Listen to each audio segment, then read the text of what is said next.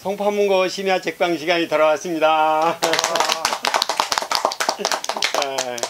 오늘은 심야 책방 첫 번째 시간으로서요.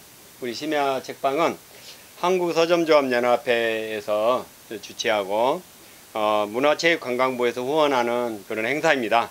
우리 심야 책방은 이렇게 서점에서 손님들이 왔다 갔다 하는 시간, 그리고 이런 잠시 잡음도 나오고 또 음악도 나올 수도 있고, 이런 가운데서도 약간 어수선한 가운데서도 이런 지식을 찾는 그런 시간입니다. 오늘은 세르반테스의 돈키호테를 오늘 감상하고, 또 그 돈키호테의 허풍과 또 무모한 여행과 이런 거를 혼내는 시간, 이런 시간을 갖습니다. 그리고 오늘 강연을 맡아주실 분은 우재원 작가님이십니다. 여러분 기쁘게 맞아주십시오. 네. 감사합니다. 저는 오늘 여러분들 심야호전 미식회에서 여러분들의 지성의 혀를 즐겁게 할 미식회 셰프 우재원 칼럼니스트라고 합니다. 제가 본격적으로 강연을 시작하기 전에 한 가지 여쭙고 싶은 게 있습니다. 뭐냐면 고전이란 무엇인가 하는 질문인데, 여러분들 고전이라고 하면 세상에서 가장 유명하고 많이 읽힌 책들이라고 생각을 하시잖아요. 보통 불후의 명작, 고전 명작이라는 말로 표현을 하죠. 제가 질문을 하나 드리고 싶습니다. 상준군, 제인 에어 읽어보셨습니까? 아니요, 안 읽어보셨어요. 혹시 그 옆에 선생님께서는 1984라는 소설 읽어보셨나요? 그럼 드라마로 봤어요. 네. 드라마 다른 1984라는 조지 오웰. 그거 1988인가 그나? 예, 제가 드리고 싶은 말은 이겁니다. 고전이라는 게 그렇게 유명한 책이라면 왜 사람들에게 읽히지 않는 걸까? 저는 이거를 고전의 역설이라 생각합니다. 뭐냐면 세상에서 가장 유명한 책이지만 반대로 유명한 만큼 사람들에게 읽히지 않는 책이기도 해요. 근데 이제 이해를 합니다. 저는 현대인들에게 사실 고전 명작은 읽기에는 다소 무리가 되는 점들이 많아요. 오늘 돈키호테만 봐도라도 여기 앞에 책 보실래요? 분량이 얼마나 되는지. 돈키호테가 분량이 한 1800페이지가 되거든요. 그러니까 도저히 뭔가 가볍게 읽을 수 있는 책들이 아닌 거예요. 꼭 돈키호테뿐만 아니더라도 고전 명작들이 대부분 분량이 좀 많고, 문체나 이런 것도 현대적인 감성과는 너무 달라요. 그래서 고전 명작이지만 현대인들이 그걸 날 것 그대로 즐기기에는 다소 무리가 있다. 그래서 현대인들에게 그것을 즐기게 하기 위해서는 어떠한 조리가 필요하다 라고 해서, 제가 이번 프로그램의 이름이 원래 송파문고 심야 책방인데 이걸 조금 비틀어가지고 심야 고전 미식회로 만들어봤습니다. 그래서 제가 오늘 여러분들에게 할 역할은 저 고전 1800페이지짜리 저 엄청난 두꺼운 날것을 정말 이제 괜찮은 레시피, 원작의 풍미를 100%, 300% 끌어올릴 그런 획기적인 레시피로 여러분들에게 작품을 최대한 맛있게 전달하는 거다로 이번 강의의 취지를 말씀을 드리겠습니다. 네, 그럼 인사는 한 여기까지 하면 될 것 같고요. 이제 본격적인 강연을 시작하도록 하겠습니다. 그래서 제가 오늘 고전 미식회라는 취지에 맞게 여기 보시면 제가 나눠드린 유인물 있잖아요. 요거의 순서를 프랑스 코스 요리, 4코스 요리 순서에 맞게 아미주 부쉬, 에피타이저, 메인, 그 다음에 디저트 순으로 준비를 했습니다. 그러면 시작은 가볍게, 아미주 부쉬라는 게 무슨 뜻이냐면요, 한 입에 먹는 요리라는 뜻이거든요. 그래서 가벼운 요리로 시작을 해보도록 하겠습니다. 아미주 부쉬부터 시작을 합니다. 자, 아미주 부쉬에서는 간단하게 제가 책 소개를 드릴 겁니다. 여러분들 돈키호테라는 거는 저희가 보통 돈키호테라는 책을 알고 있지만 총 2편으로 구성된 책입니다. 저도 이게 한 편짜리 책인 줄 알고 봤는데 2권이더라고요. 그래서 1편이 1605년에 발표된 라만차의 비범한 이달고 돈키호테고, 2편이 1615년에 발표된 라만차의 재치 있는 기사 돈키호테입니다. 근데 이 돈키호테라는 게요, 이게 반고흐의 그림처럼 시간이 엄청 지나서 인기를 얻은 게 아니라 그때 당시에 출판하자마자 엄청난 히트를 쳤습니다. 그래가지고 이게 어느 정도 히트를 쳤냐면 그때 당시에 해적판이 생길 정도였어요. 다들 해적판 아시죠? 그리고 이 책이 이제 스페인이라는 문틀을 넘어서 스페인이 이제 식민지로 개발을 하던 저기 아메리카의 지금은 멸망한 아즈텍의 수도 리마에까지 이 책이 출판이 될 정도였다고 해요. 그래서 지금 보면 글로벌 히트를 친 거죠. 현대적으로 굳이 비유를 하자면 뭐 해리포터급의 작품이 되지 않을까, 당시의 느낌으로는. 그래서 당시에도 엄청나게 유명한 작품이었다라는 걸 말씀을 드리고 싶고요. 제 1편 제목에서 보시면 라만차의 비범한 이달고 돈키호테라고 돼 있잖아요. 여기서 이달고라는 거의 뜻이 뭐냐면 뭐 스페인이나 그런 포르투갈 지방에 자귀가 없는 귀족을 뜻합니다. 그러니까 귀족 중에서도 이제 가장 하급 귀족이 이달고라는 뜻이고요. 우리나라에서는 그래서 뭐 시골 양반, 지역 유지 정도로 번역이 됐습니다. 그래서 이렇게 제목에도 흥미로운 점이 많은데요. 돈키호테의 진짜로 제목에 흥미로운 점은 따로 있습니다. 그게 뭐냐면 이 돈키호테라는 이름 자체가 엄청난 이제 풍자적인 요소를 담고 있어요. 여기서 돈이라는 뜻은 우두머리라는 뜻이거든요, 우리나라 말로. 그리고 키호테라는 거는 허벅지 안쪽을 보호하는 갑옷을 말해요. 근데 그때 당시에 사실 이제 허벅지라는 게 은어로 많이 사용이 되잖아요. 그래서 그 키호테라는 게 정력이라는 은어로 그 당시에 많이 사용이 됐다고 하고, 그래서 돈 키호테라는 거를 붙여서 읽어보면 정력왕이라는 뜻의 제목이 됩니다. 그래서 우리가 뜻을 모르고 읽을 때는 나름 뭐 낯선 나라의 언어기도 하고 해서 되게 그럴싸해 보이는데 실제로는 굉장히 B급 제목이었던 거다. 그러면 왜 이렇게 소설의 제목을 B급으로 했냐? 이 책의 서문에 보시면요, 이 책을 쓴 세르게, 잠시만요, 기억이 안 나요. 네, 좋습니다. 네, 저자 자체가 자신은 이거를 기사 소설을 풍자하기 위해 썼다라고 말을 하고 있어요. 그러니까 풍자 소설인 거예요, 이 소설 자체가. 작가 본인의 오피셜에 따르면. 그래서 요즘 애들도 다 막 패러디 영화나 풍자 영화 보면 제목이 다 약간 B급이거든요. 그때 당시에도 그래서 이런 B급 감성으로 제목을 지었던 것 같습니다.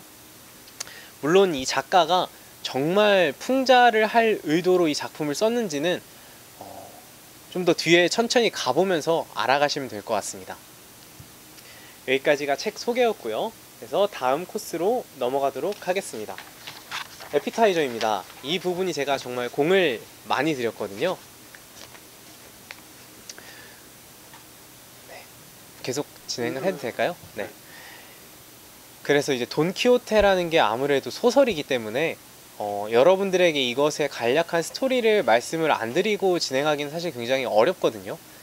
그래서 이 1800페이지나 되는 거를 이 4페이지짜리로 요약을 하느라고 사실 꽤 애를 많이 먹었습니다. 그래서 공을 상당히 많이 들인 요리다 라고 생각해 주시면 될 것 같아요. 자, 네. 그렇다면 이 돈키호테라는 남자는 도대체 누구인가? 이름은 굉장히 유명하지만 우리는 그에 대해서 아직 알고 있지 못하죠. 그의 본명은 알론소 키아노입니다. 그래서 라만차 지역 어느 마을에 사는 평범한 이달고였고요.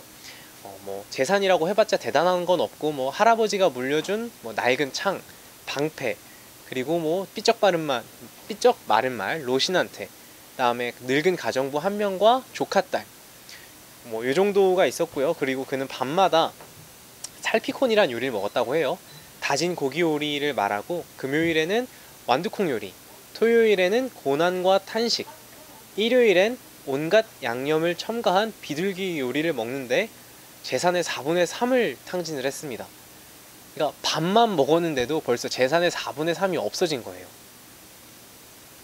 이것만 봐도 그가 당시에 그렇게 막 넉넉하게 살던 사람은 아니었다라는 걸 알 수 있죠.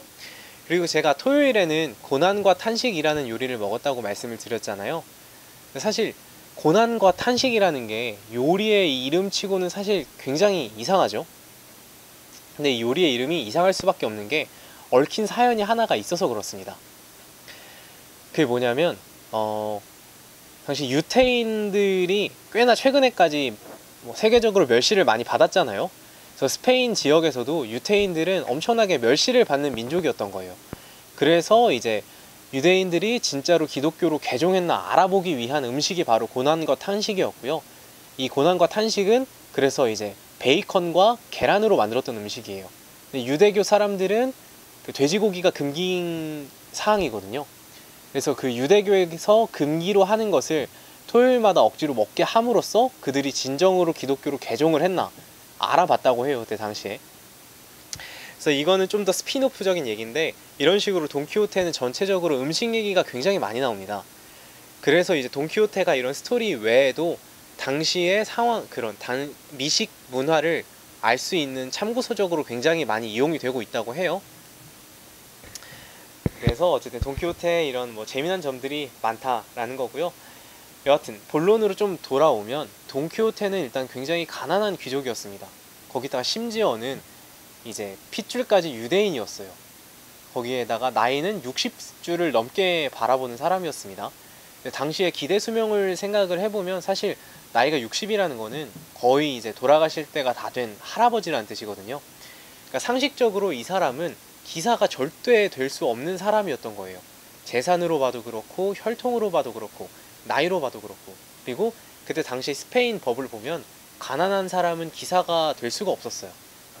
그래서 이 사람은 결코 기사가 될 수 없는 사람이었다. 하지만 그렇다고 해서 여기서 만약 돈키호테가 기사 되기를 포기했다면 이런 책 자체가 나오지를 않았겠죠. 돈키호테에게는 물론 그는 가난했지만 굉장히 고상한 취미가 하나가 있었습니다. 뭐냐면 기사소설을 읽는 거였는데요. 그가 기사소설을 얼마나 많이 모았냐면 그 가난한 형편에 방 하나가 그때 당시에는 책이 굉장히 귀했을 거 아닙니까?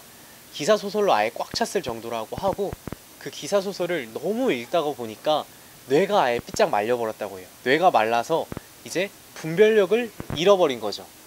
그래서 실제로 이제 돈키호테 책에 실린 사파들을 보면 돈키호테가 굉장히 몰골이 되게 막 삐쩍 마른 사람으로 나와요. 거의 피골이 상접하다시피 삐쩍 마른 사람으로 나오고 네, 그런 사람으로 나옵니다. 근데 여기서 우리가 그 주목할 거는요, 분별력이라는 단어에 주목할 필요가 있습니다. 그래서 제가 분별력의 그런 사전적 정의를 한번 알아봤는데요.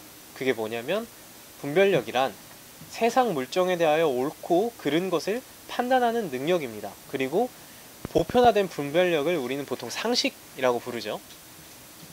그렇다면 돈키호테가 상식을 이제 상실을 했다는 건데, 그것이 무엇을 의미하느냐? 뭐 사실 말 그대로의 의미일 수도 있습니다. 뭐 제정신인 사람이라면 돈키호테처럼 진짜 브레이크도 안 밟고 막 악셀 풀로 밟아서 풍차에 돌진을 하거나, 아니면 길 지나가던 이발사를 그냥 막 쥐어 패가지고 그 사람한테 놋대를 뺏어서 막 자기 투구라고 우기거나 이런 기행은 하지 않았겠죠, 일반적인 사람이라면. 그래서 네, 누가 봐도 광인인 사람인데, 다만 그가 단순히 미친 사람이라고만 하기에는 그가 하는 대사들이 굉장히 의미심장한 점들이 많아요. 그가 자신의 모험을 만류하는 사람들에게 뭐라고 말하냐면, 그 길로 가는 게 나에게는 거의 어쩔 수 없는 일이며, 따라서 온 세상이 반대하더라도 나는 그 길로 가야만 한단다. 하늘이 원하고 운명이 명령하고 이성이 요구하며 무엇보다 내 의지가 원하는 것을 싫어하도록 설득해봐야 헛수고 하는 것으로 결국 너희들이 지치고 말 것입니다. 이렇게 보면 돈키호테라는 사람은 미친 사람이라고는 하지만, 그렇다기에는 자신이 처한 상황과 남들의 인식을 아주 명확하게 인지하고 있어요. 내가 지금 어떠한 상식에 벗어난 행동을 하는 거고, 그래서 사람들이 나를 어떻게 보고 있구나를 완벽히 인지하고 있던 거예요. 그럼에도 그는 이제 굉장히 시인 같은 언어로 자신에게 어떠한 의지와 운명 같은 걸 부여를 하고 있는데요. 저는 이런 돈키호테의 언어에서 어떤 정전기 같은 걸 느꼈어요. 어떤 정전기냐면 의지와 운명을 자신에게 꽉 끌어들이는 어떤 철학적인 정전기랄까요? 근데 만일 돈키호테가 진짜 여기 소설에 등장하는 사람들의 말대로 그냥 미친 사람에 불과했다면 과연 저런 말을 할 수 있었을까요? 저런 지적인 말을? 아마 저 정도 수준의 말은 제정신인 사람도 굉장히 하기가 힘들 겁니다. 그래서 제가 내린 결론은 이겁니다. 여기서 그가 분별력을 잃었다는 것은 사실 분별력을 그저 잃은 것이 아니라 새로운 분별력을 얻었음을 의미한다고 생각을 합니다. 보통 저희가 창조에는 파괴가 수반된다고 하죠. 그러니까 새로운 것을 얻기 위해서는 옛 것을 버려야 돼요. 돈키호테가 분별력을 상실하는 것은 그것과 저는 같은 의미라고 생각을 합니다. 그러니까 기존의 낡았던 상식을 벗어 던짐으로써 자신을 해석할 새로운 분별력을 얻은 거예요. 돈키호테는. 그는 그러면 왜 새로운 분별력과 상식을 얻어야 했느냐? 왜냐하면 그는 기사가 되어야 했으니까요. 그는 상식적으로는 기사가 될 수 없는 사람이었습니다. 그러니까 일반적인 방법, 상식적인 방법으로는 기사가 되고 싶다는 목표를 달성을 할 수가 없는 거예요. 그래서 그는 미친 겁니다. 상식적인 것 외에 방법이 필요하니까. 그래서 어떻게 보면 돈키호테의 광기는 다분히 의도적인 것이라고 볼 수 있습니다. 그럼 이제 다시 돌아와서 여러분들에게 질문을 이제 드리고 싶은 거죠. 아직도 돈키호테가 그냥 미친 사람이었다고 생각을 하십니까? 그의 기획만 보고. 사실 그렇게 보기에는 아까 말씀드린 대로 의미심장한 점이 참 많죠.